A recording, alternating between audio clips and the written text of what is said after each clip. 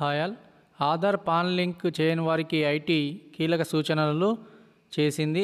మే నెలాఖరుకల్లా ఆధార్తో పాన్ అనుసంధానం పూర్తయితేనే TDS short deduction కోసం పన్ను చెల్లింపుదారులపై ఎలాంటి చర్యలు ఉండవని తెలిపింది.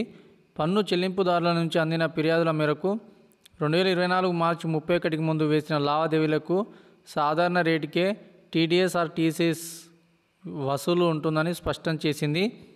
ఐటీ నిబంధనల ప్రకారం లింక్ చేయకపోతే రెండింతలు టీడీఎస్ కోతలుంటాయని తెలిపారు. Okay, Aadhaar and PAN link చేయాలి. ఎవరైతే ఉద్యోగస్తులు ఉన్నారో, ఎవరైతే ప్రైవేట్ సెక్టర్లో టీడీఎస్ ఎవరికైతే కట్ అవుతుందో వాళ్ళకి ఇది compulsory Aadhaar and PAN link చేసుకోవాలి. నార్మల్గా 10% కట్ అవుతుంది. ఒకవేళ ఆధార్ పాన్ లింక్ చేయకపోతే 20% డిటిఎస్ అనేది కట్ అవుతూ ఉంటుంది.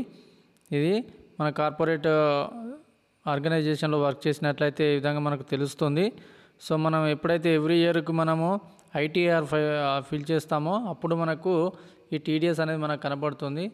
సో అది మనం రిటర్న్ తీసుకోవడానికి, అంటే మనకు వార్షిక ఆదాయం లోబడి మనము సంపాదించినట్లయితే మనం రిటర్న్ తీసుకోవడానికి Aadhaar and PAN link compulsory చేసుకోవాలి. Okay, thank you.